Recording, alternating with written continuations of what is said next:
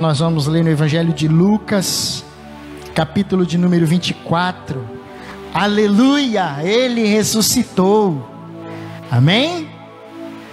O seu Jesus ressuscitou como o meu Jesus ressuscitou? Amém. Deus seja louvado por isso. Enquanto você encontra o Evangelho de Lucas, capítulo 24, eu quero dizer para vocês que nós vamos falar sobre a ressurreição.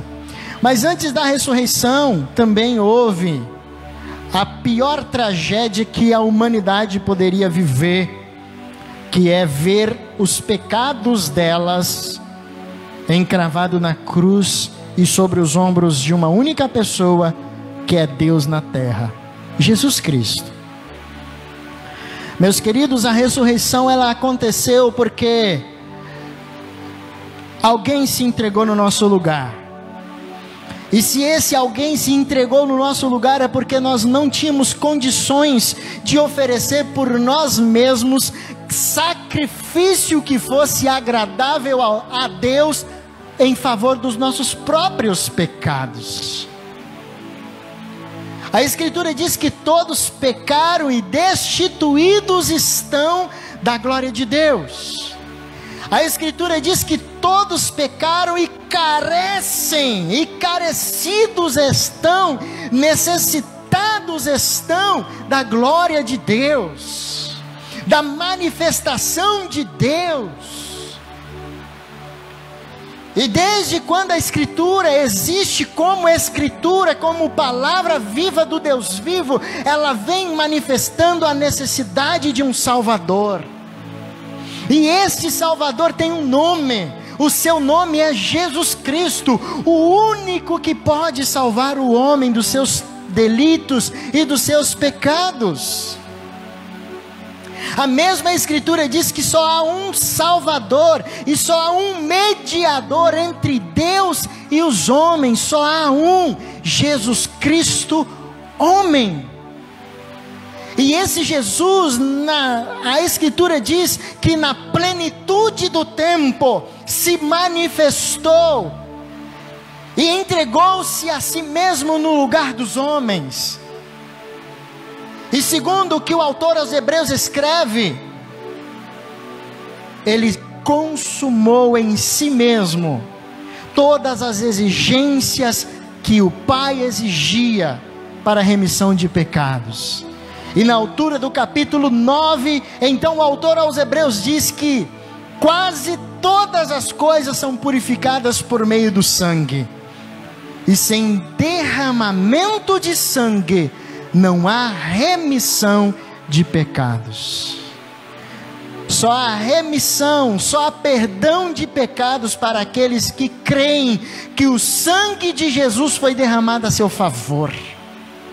O apóstolo João, na sua primeira carta, no capítulo de número 1, no versículo de número 7, diz que o sangue de Jesus é que nos purifica de todos os pecados.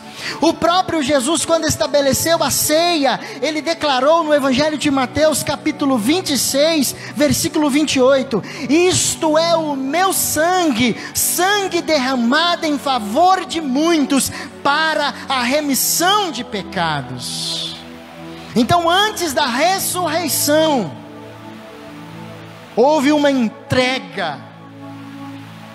E para encerrar os versículos que eu estou dizendo, para embasar o que nós vamos ler em relação à ressurreição, Paulo escreve aos Romanos dizendo o seguinte: que Cristo se entregou por causa dos nossos pecados. A razão da entrega de Cristo na cruz é os nossos pecados. Isso tudo descreve que, por nós mesmos, por nossa própria força, por nosso próprio desejo, pela nossa própria razão ou vontade, somos incapazes de alcançar perdão para os nossos pecados. E então ele encerra o versículo dizendo: mas ressuscitou o mesmo que ele disse, que ele morreu por causa dos nossos pecados, ele diz, mas ressuscitou por causa da nossa justificação, para ratificar a justificação que todo aquele que nele, de todo aquele que nele crer, para dizer a todo aquele que nele crê, eu ressuscitei como primogênito, para dar a você a garantia que você no último dia, no dia derradeiro, também ressuscitará, para assim como eu encontrei com meu Pai, você também se encontrará comigo, com Deus Pai e com o Deus Espírito. Essa é a grande esperança. Mas então vamos para o texto ao qual nós abrimos, no Evangelho de Lucas, no capítulo de número 24, para meditarmos a respeito da manifestação da ressurreição de Cristo. A partir do versículo de número 1, a Escritura afirma o seguinte: mas no primeiro dia da semana, alta madrugada, foram elas ao túmulo, levando os aromas que haviam preparado, e encontraram a pedra removida do sepulcro. Mas ao entrarem, não acharam o corpo do Senhor Jesus. Aconteceu que, perplexas a esse respeito, apareceram-lhes 2 varões com vestes resplandecentes.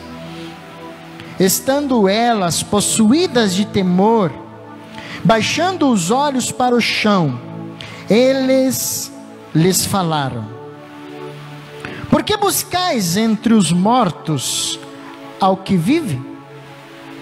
Ele não está aqui, mas ressuscitou.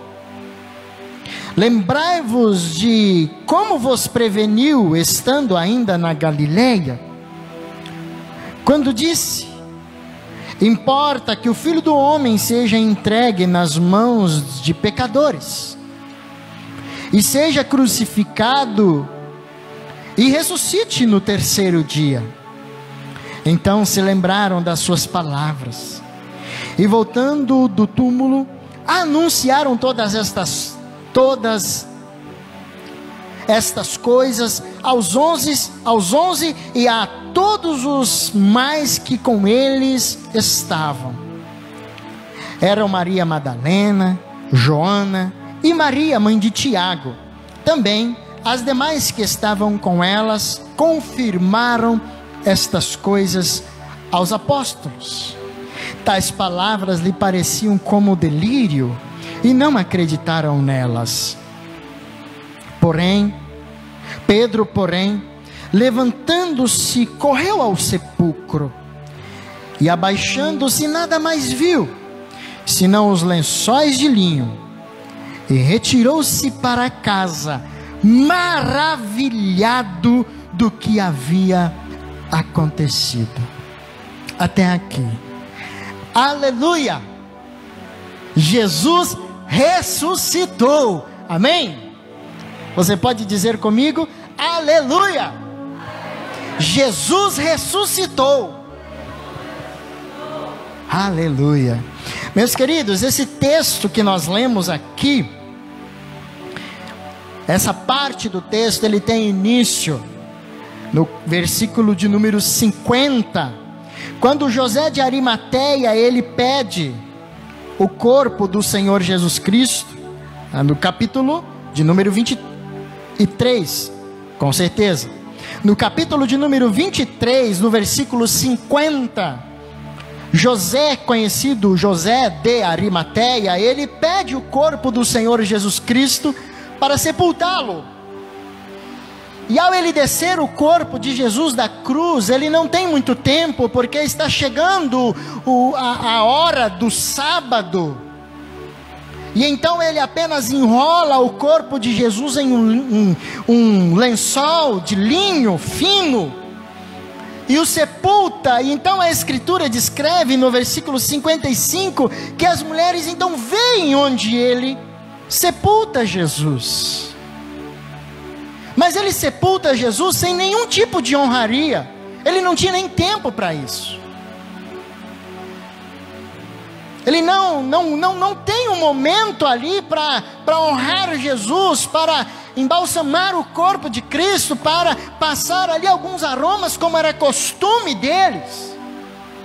E então as mulheres que assistem a cena do sepultamento vão para a cidade, então elas preparam ali alguns aromas de bálsamo, espera o sábado e descansa no sábado, diz a Escritura, e então, no domingo pela madrugada, elas vão até o túmulo de Cristo, para então embalsamá-lo. E a Escritura descreve, no Evangelho de Marcos, no capítulo 16, quando ele narra esse momento, que elas vão pelo caminho afora dizendo: mas quem será que vai nos ajudar a rolar a pedra? Quem vai nos ajudar? Quem é que vai tirar a pedra para a gente? Nós não temos condições de tirar aquela pedra, pois a pedra era enorme, era muito pesada. E a Escritura descreve que elas vão conversando no caminho em relação a essa situação, mas quando elas se deparam com o túmulo, a Escritura descreve aqui que a pedra já havia sido rolada. E consequentemente elas observam aquilo e entram para ver onde estava o corpo de Cristo, porque provavelmente na cabeça delas, elas diziam: roubaram o corpo dele. Roubaram o corpo dele. Inclusive nos outros evangelhos, Maria Madalena, segundo a Escritura, ela volta lá, ela permanece no túmulo, e quando ela permanece ali, Jesus se aproxima dela e ela pensa ser o jardineiro. Então pergunta para ele: você pegou o corpo de Cristo? E você pegou, diga para mim onde você pôs. Então a expectativa do coração dessas mulheres, e a Bíblia utiliza uma palavra aqui bem chave para dizer que elas ficaram perplexas. Cadê o corpo de Cristo? Cadê o corpo do nosso Senhor? Levaram daqui. Mas a Escritura descreve que a essa altura, enquanto perplexas estavam essas mulheres, 2 varões, que aqui diz, com vestiduras brancas, e que em outros evangelhos dizem, anjos de Deus, aparecem a elas e diz o seguinte: por que buscais entre os mortos ao que vive? Ele não está aqui, mas ele diz o porquê ele não está lá. O texto diz: mas ressuscitou. Meus queridos, a partir dessa fala, eu quero meditar algumas coisas com vocês. Eu quero expor algumas coisas aqui. E a primeira coisa que eu quero expor é o dia do acontecimento. O primeiro dia da semana. A Escritura diz que alta madrugada, no primeiro dia da semana. E isso está diretamente ligado a toda a obra de criação e redenção de Deus. Quando a gente vai para Gênesis, no capítulo de número 1, no versículo de número 3, a Escritura descreve no versículo de número 1, no versículo de número 2, que no princípio Deus criou o céu e Deus criou a terra. A terra, porém, estava sem forma e vazia, e o Espírito de Deus pairava sobre a face do abismo. No versículo 2. E no versículo 3, a Escritura diz que Deus olha para tudo aquilo e diz: haja luz. E o que houve? Luz. Mas a luz que houve é a luz que independe do sol. E agora, isso na obra de criação, e agora na obra de redenção, no primeiro dia da semana,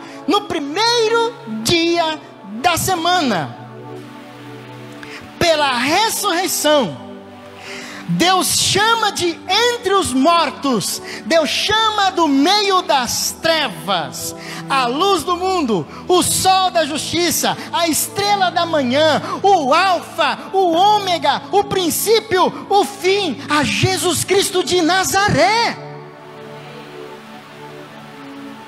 Assim como o mundo estava envolto em trevas, o homem sem Cristo também estava envolto em trevas, em lamaçal de pecado, e a Escritura diz que a ressurreição de Cristo nos dá e nos gera esperança, é a ratificação de Deus, porque Jesus não ressuscita a si mesmo, Jesus morreu a nossa morte, e segundo a Escritura, a nossa morte era eterna separação de Deus, e Jesus morreu essa morte. Ele não tinha condições nenhuma de se levantar dali, assim como todo homem e mulher que vive sem Deus não tem condições nenhuma de chegar ao céu. Jesus por si mesmo não levantava daquele túmulo, mas a Escritura diz que Deus o ressuscitou por meio do seu Espírito. E sabe, meu querido, Ele não ressuscitou um homem qualquer, Ele ressuscitou a esperança, Ele ressuscitou a luz do mundo, para que todo aquele que anda em trevas tenha a chance de sair dela. Na série do Evangelho de João, na primeira mensagem nós falamos sobre isso. A luz resplandece sempre nas trevas, e as trevas não prevaleceram e nunca prevalecerão contra ela. Essa é a minha, essa é a sua esperança. Amém?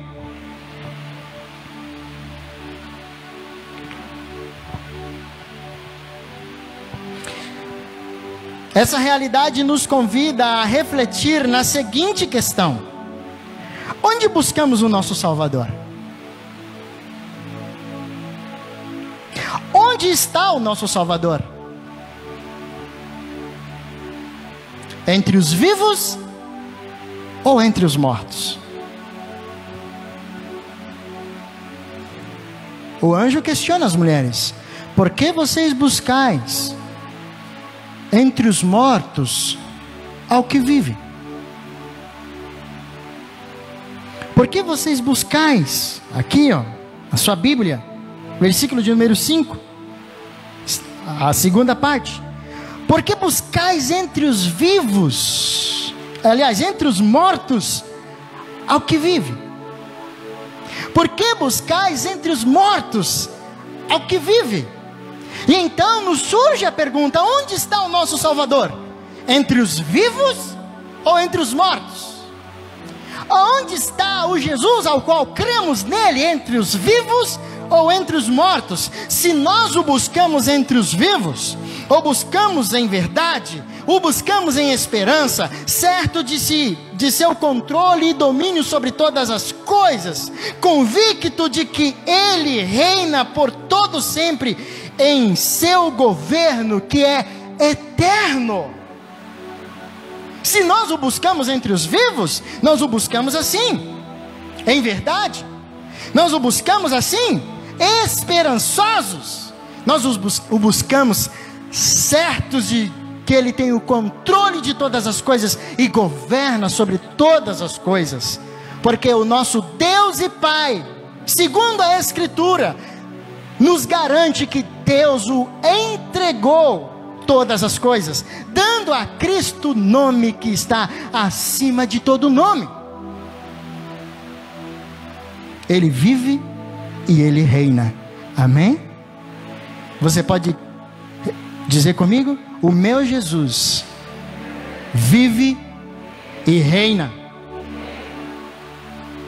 O meu Jesus vive e reina. Mas se o buscamos entre os mortos, ou buscamos em desespero, ou buscamos desprovidos de fé, desprovidos de esperança, ao léu da própria sorte. Se nós buscamos o Senhor entre os vivos, é certo que nós não o buscamos em desespero, apesar de muitas vezes nos encontrarmos no desespero.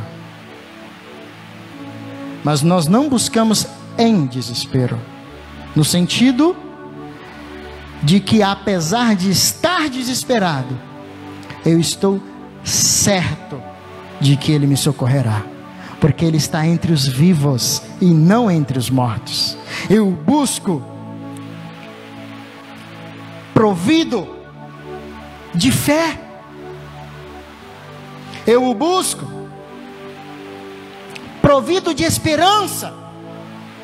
E como eu disse aqui, logo no começo, Salmo 91, e por mais que andemos pelo vale da sombra da morte,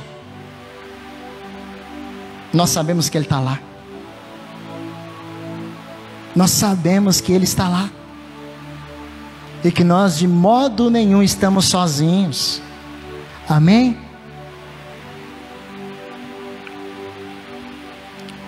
E a segunda coisa que eu quero destacar aqui,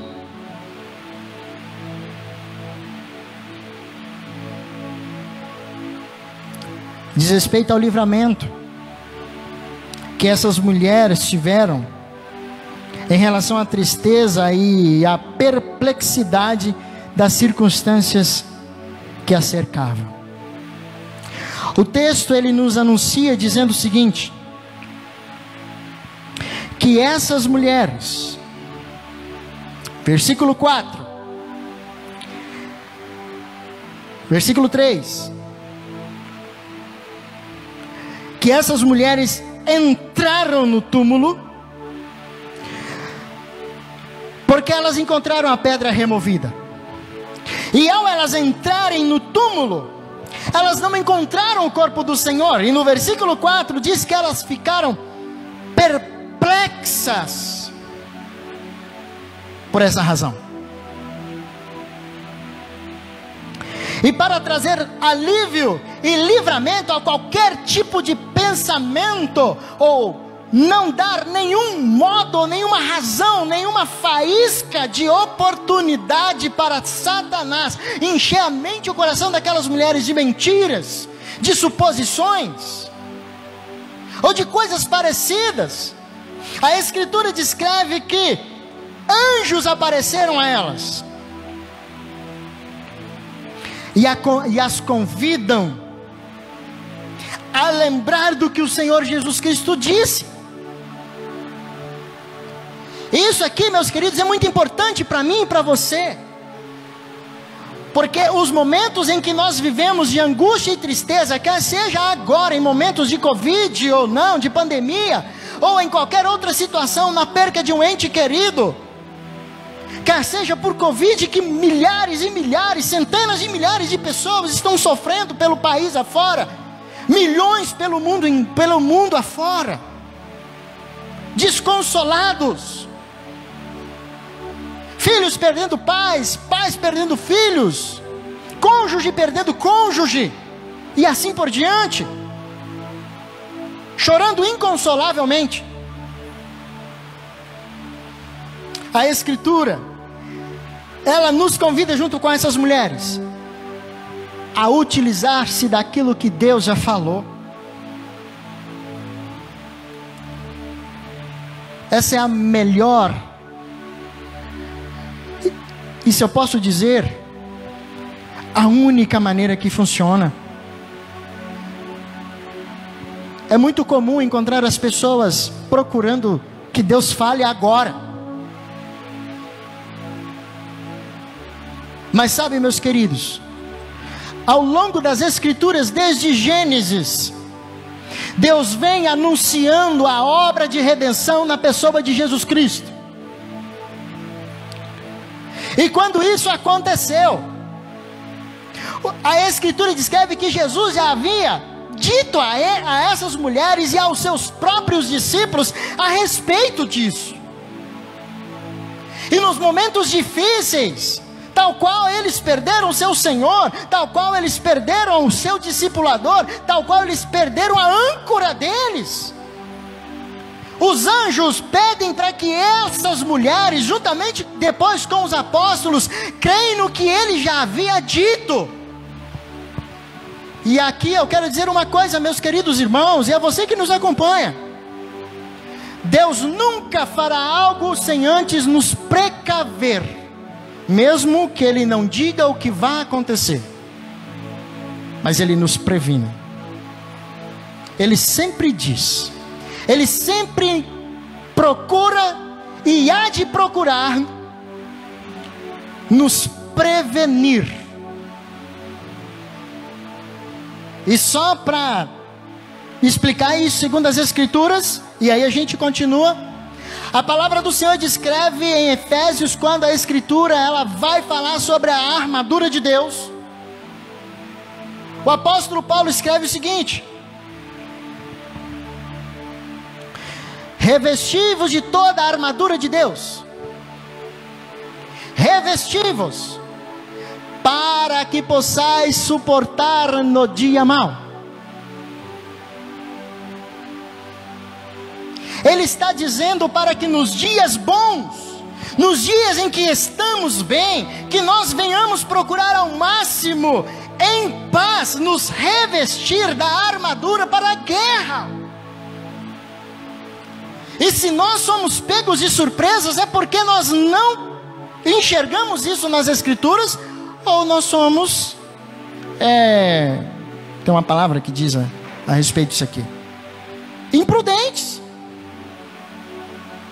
Ou nós somos imprudentes e não nos prevenir para o dia mau, porque o dia mau ele chega tanto quanto o dia bom, mas ele também passa. E a Escritura nos convida a olhar para o que já foi dito, assim como ela convidou aqui por meio dos anjos, a essas mulheres olharem: olha, ele não está aqui, ele ressuscitou, e para garantir para vocês que ele ressuscitou, e essa é a razão dele não estar aqui, lembrem-se, ele falou com vocês a respeito disso, e não foi só uma vez. Em Lucas capítulo 9, versículo 22, só vamos ficar no Evangelho de Lucas. Em Lucas, no capítulo 9, versículo 22, Jesus prediz pela primeira vez a sua morte e ressurreição, e diz: é necessário, você pode repetir comigo? É necessário, mais uma vez, é necessário. E aí ele continua: é necessário que o Filho do Homem sofra muitas coisas. É necessário que o Filho do Homem seja morto e ressuscite ao terceiro dia. Meu querido, ele está dizendo isso explicitamente. Segundo, mesmo capítulo 9, agora no versículo 44, ele diz isso, e depois logo em seguida a Escritura diz que eles vão, ele chama Pedro, Tiago e João, eles vão até o monte, passam por um processo de transfiguração lá, que a Bíblia diz que eles veem Moisés e Elias, e conversam ali, e Jesus fala sobre a sua ida para Jerusalém. Então, para os demais discípulos, e talvez para essas mulheres, ele disse 3, mas para Pedro, Tiago e João, pelo menos 4, porque quando eles estão lá no momento da transfiguração, o assunto de Jesus com Moisés e Elias diz respeito à sua partida para Jerusalém, diz respeito à sua ida para Jerusalém e as coisas que deveriam acontecer lá. Mas olha como os discípulos estavam despercebidos. lá no capítulo 9, na transfiguração do monte. Eles olham para aquilo e ficam maravilhados, e Pedro diz: Senhor, nós vamos fazer 3 tendas aqui, uma para o Senhor, uma para Elias e outra para Moisés, porque é muito bom estar aqui. Meu querido, ele não estava nem aí com o que os homens estavam conversando. Qual era o assunto mesmo que eu disse que era a agenda de Elias, de Moisés e de Jesus? A partida para Jerusalém, as coisas que eles deveriam sofrer lá. E os discípulos estavam tão maravilhados com a cena, que eles esqueceram de ouvir. E quantas são as vezes que nós estamos maravilhados com um monte de coisas, ao ponto de que não damos ouvidos ao que a Escritura está falando? E nesse contexto aqui, os anjos, eles também dizem a mim e a você: lembrem-se do que já foi dito, lembrem-se do que já foi anunciado. E aí, vamos aqui concluir. Eles descem do monte, chegam lá embaixo, os discípulos estão discutindo com os fariseus e saduceus. A razão é que eles não conseguiram expulsar o demônio de um garoto. Jesus expulsa o demônio daquele garoto, e a Escritura diz que o povo fica pasmo, o povo fica maravilhado com o que está vendo, com o que Jesus está fazendo. E Jesus olha para os seus discípulos e diz assim, olha o que Jesus diz: fixai em vossos ouvidos. Meu querido, olha a cena. O povo está maravilhado com o que está acontecendo. O menino que se jogava no fogo e na água, no fogo e na água, no fogo e na água, agora está livre, está liberto, o pai está maravilhado. Jesus gerou fé no coração dele, porque ele pede: aumenta a minha fé, e Jesus faz isso também. A multidão está maravilhada, diz o texto lá na altura do capítulo, do versículo 44, um pouco antes, um pouco depois. E a Escritura diz que Jesus olha para os seus discípulos e alerta ele: fixai no ouvido de vocês. Vocês estão vendo isso? Mas o Filho do Homem está caminhando para Jerusalém. E esse aqui não está escrito lá, aqui eu estou criando uma cena. E esse mesmo povo que vocês estão vendo aí, vai julgá-lo e mandar crucificá-lo. Olha agora o que está escrito lá: o Filho do Homem está para ser entregue nas mãos dos homens. Olha a agenda do povo. A agenda do povo era semelhante à agenda de Pedro, Tiago e João, maravilhado com o que estava vendo. E Jesus olha para ele: fixai no ouvido de vocês. Eu estou subindo para Jerusalém, e lá eles vão me entregar nas mãos dos homens. É a segunda vez que ele fala. A terceira vez que Jesus ele fala a respeito da sua morte. E os anjos aqui, lembrem-se, ele falou isso com vocês. Está no capítulo 18, no versículo 31.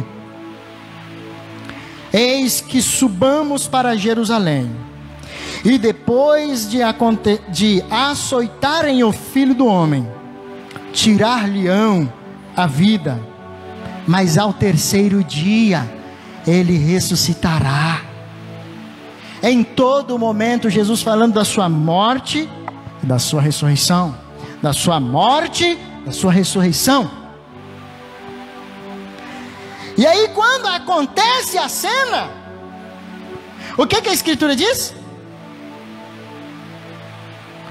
Que as mulheres ficam apavoradas, desesperadas, perplexas, pensando que tinham roubado o corpo de Cristo. Isso nos ensina a importância de fixar os nossos ouvidos no que a Escritura diz, porque senão nós vamos errar como esses discípulos, como essas mulheres erraram aqui.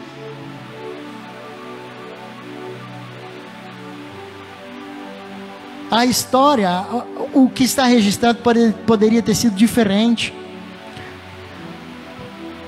Poderia ter sido registrado elas voltando até os apóstolos: vocês lembram? Jesus disse que ia ressuscitar e ele não está no túmulo.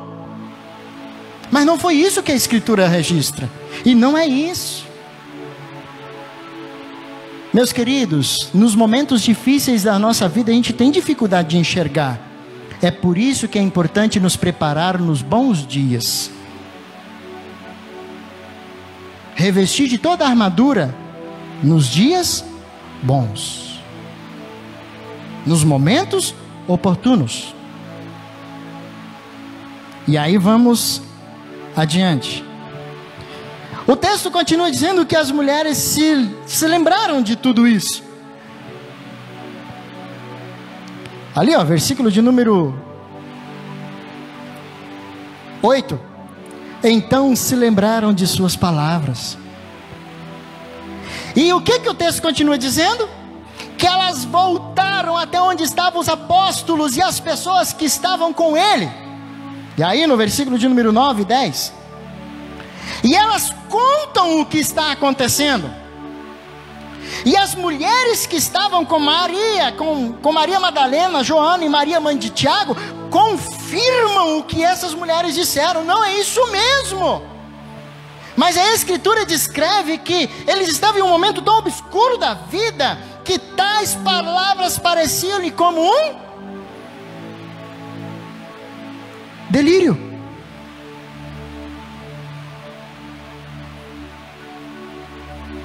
Será? Estranho, né? Meu Deus, estou sonhando. Parecia como um delírio.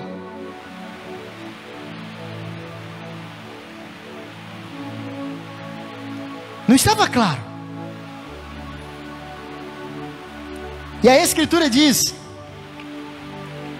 que Pedro, ao ouvir esses relatos, se levantou e partiu para lá. E quando ele chega lá, meu querido, a única coisa que ele viu foram os lençóis. Os anjos não estavam mais lá, assim como Jesus não estava mais lá.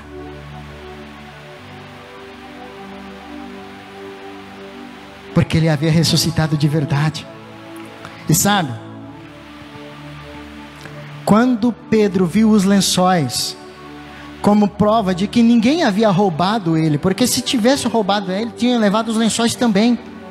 E ele vê os lençóis, logo Deus mostra claramente a ele que Jesus não havia sido roubado, mas sim ressuscitado. E isso foi um testemunho tão claro para ele, que a Bíblia diz que ele volta maravilhado do que tinha visto.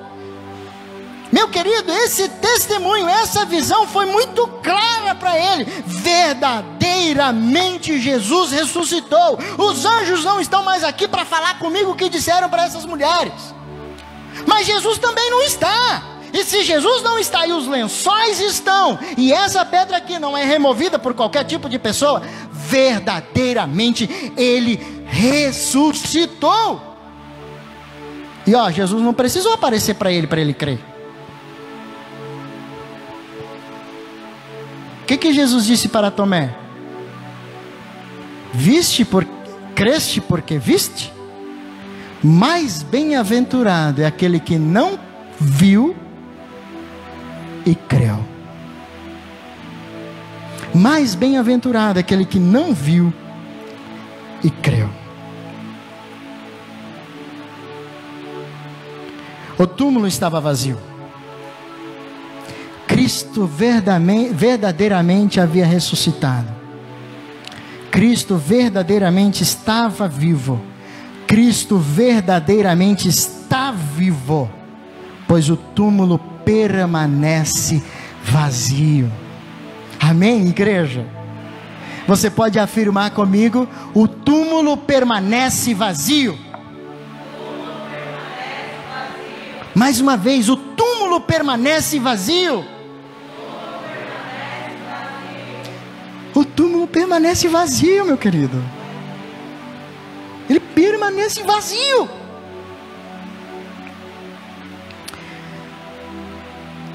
Talvez muitos de nós também precisamos de alguns tipos de chacoalhões de Deus, para entender claramente e acreditar perfeitamente nas suas incríveis e maravilhosas verdades. Porque, meu querido, as mulheres já estavam assustadas aqui em não encontrar o corpo de Cristo. Agora aparecem 2 homens vestidos de branco. Imagina o susto dessas mulheres. E a Escritura diz que o temor foi tamanho que elas abaixaram a cabeça. Será que em nosso coração também não existe dificuldades em acreditar em muitas verdades que Jesus já nos disse, simplesmente pelo fato de elas serem incrivelmente verdades? Por elas serem incrivelmente maravilhosas? E de tão maravilhosas, de tão real que elas são, talvez passem em nosso coração dúvidas. Será possível? Lembrem-se, para o Senhor nada é demasiadamente difícil. Jesus não está mais no sepulcro. Ele vive, Ele reina, e Ele voltará para buscar a todo aquele que vive e crê em seu nome, pois Ele ressuscitou. E assim como Ele ressuscitou, a Escritura diz que no dia derradeiro, aqueles que morreram em Cristo ressuscitarão para estar com Ele para sempre no céu. Amém? Que a ressurreição de Cristo seja essa esperança para você. E o que nós aprendemos aqui para aplicação em nossas vidas, que também seja algo importantíssimo a partir desse dia para você. Nos dias difíceis, não se esqueça, não olhe para as circunstâncias, olha para o que o Senhor já disse quando nos preparava para o dia mau.